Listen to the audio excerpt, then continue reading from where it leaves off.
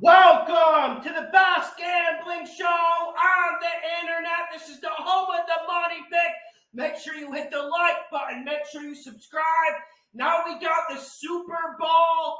Rams versus the Bengals. Stafford versus Burrow. I'm looking forward to it. Right now it's Rams minus 4.5. We already saw that line creep up a point. I'm going Bengals to cover, Rams to win. I think this line actually pushes up all the way to Rams minus 5. And for me, that's just too many points. Yes, we've been riding this Rams train all the way through. They're playing good ball. They got a good head coach. And Stafford has finally... He looks more comfortable, man. Ever since Odell Beckham got there, he's not sailing balls. He's not throwing stupid INTs.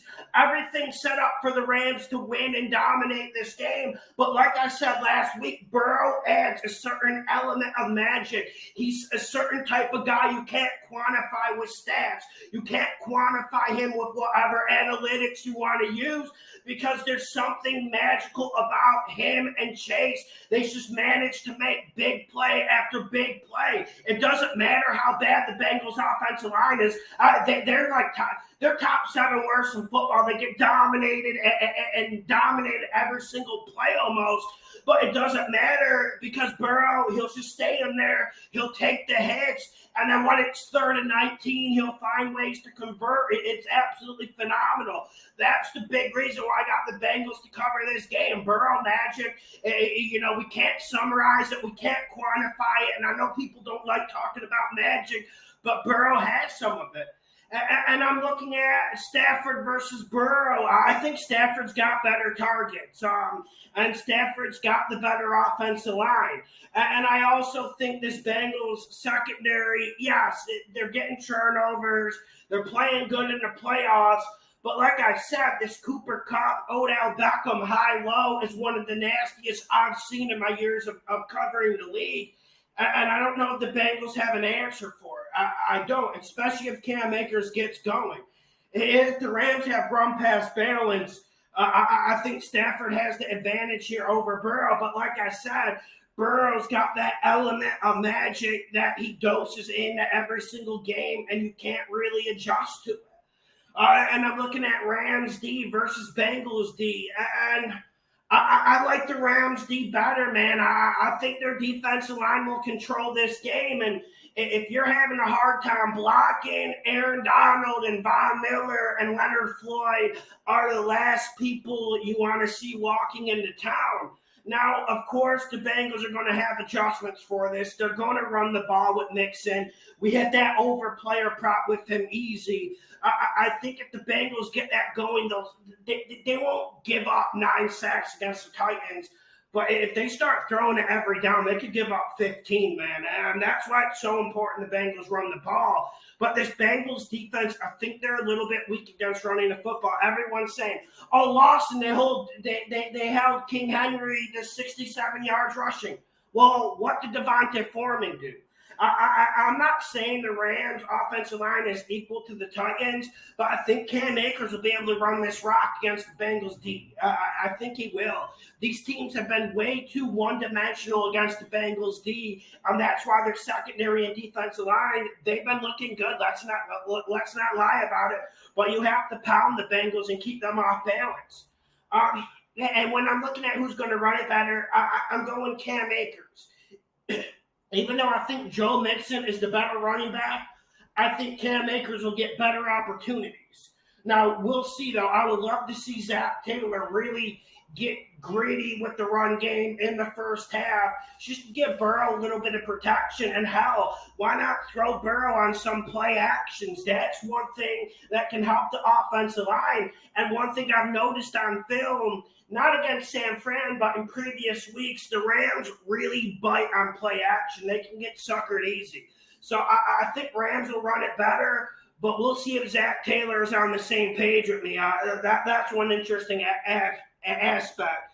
And one thing about the Bengals D is they got to hold the Rams to field goals. And I think the Rams kick field goals a little bit too much. That's one reason why I think -5, -4.5 is too much.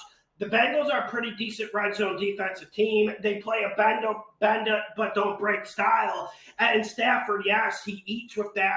But sometimes Stafford struggles in the red zone. And I think that interception he threw against San Fran in the first half is going to affect him in the red zone. So I think Stafford's going to be a little bit clamped up for at least the first 3 quarters. So I think we're going to see field goals. And same thing with the Bengals. They kick a lot of field goals. The red zone offense isn't all that creative.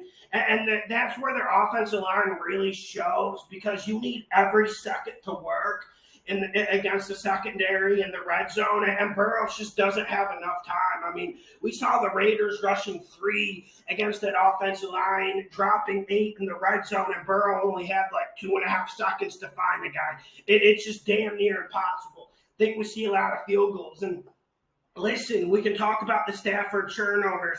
I do think Stafford turns the ball over this game, but we should talk about Burrow getting sacked. At a certain point, Joe Burrow's not the Michelin man. He's not the bionic man. He's a human being. And when Aaron Donald and Von Miller and other big Goliaths are hitting you, it takes a toll on your body.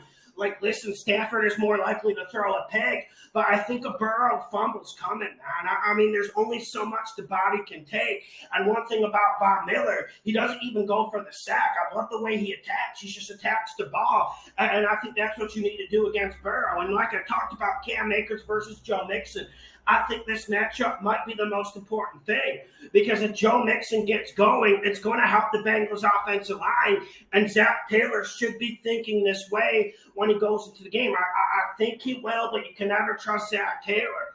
And when I'm looking at Jamar Chase, and you can double him, you can throw Ramsey at him, I'm not saying he's getting shut down. That's another reason for the Bengals to cover.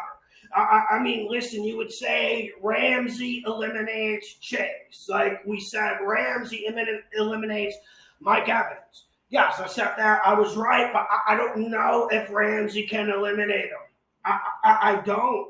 And with Chase, man, we talk a lot about the downfield stuff, the 30-yard post that he breaks for 70-yard TDs, but my thing with him, I love the Bengals wide receiver screen game. And Jamar Chase might be the toughest receiver in this league to tackle after he gets the ball. Like Debo and Tyreek to Thrill Hill are nice, but Jamar Chase just has this like extra hop, this extra burst that's absolutely phenomenal. So when I'm looking at this game, I really like the Rams money line, man. I think that's the best play. I did see it was at minus 200. Yeah, that's not the best, but you might as well hammer it at minus 200 when you can get it. But I don't like the Rams minus 4.5, minus 5 for the things I said. And when I'm looking at the Zach Taylor versus McVay matchup, I said all last week, McVay was not worried about Shanahan. But I'll tell you some things, man. McVay looked a little bit nervous against Shanahan, especially with those challenges. You felt like he was trying to force it, like he was starting to feel the pressure, like he was starting to get up against the wall. And when a coach is like that, that's not a good thing. But I think McVay will have a reset. And I want to see this matchup between him and Zach Taylor. McVay knows Zach Taylor. Zach Taylor knows McVay. For me, I'm riding with McVay. I trust McVay more than Zach Taylor. But we got to give Zach Taylor some credit. I mean, Joe Burrow and Jamar Chase, like, yes, they're taking the headlines, and they deserve it. They're absolute fucking Goliaths in this sport. And it's legendary what they've done this playoffs. But Zach Taylor had a good game plan against the Raiders. They didn't execute all that well. He had a pretty good game plan against the Titans. That was more Burrow magic. Jamar Chase is being a dog. And last week against the Chiefs, that was an excellent game plan. Look at how he stuck with Mixon. Look at how he helped the offensive line by running the ball. He's going to have that. He's going to need that same spirit. And this game being in Los Angeles, I know people are saying, "Oh, Rams have home field." No. That's not going to help. That's not going to make a damn bit of difference. I don't want people talking about home field and actually thinking it matters this game. I got the Rams to win, Bengals to cover. Right now it's plus 4.5. When I guessed the spread on Instagram, I guessed it would be Rams minus 4. Some open at Rams -3.5. Some open at Rams -4. So, when Vegas is guessing the exact spread you think it's going to be, that's when you're in for a long week. But, man, I do like the Bengals to cover this game. I think this is a field goal game. And the Bengals have just so much damn fight. You can't see them getting blown out, even though this sets up for a Rams blowout. The Rams are more explosive. The Rams are better defensively. The Rams got the better offensive line. But when you got another quarterback on the side, when you got Burrow, when you got Magic with Chase, it's just something you can't quantify and something you really don't want to bet against. Make sure you hit the like button. Make sure you share the videos. The best gambling show on the internet. Thank you for all the support this year.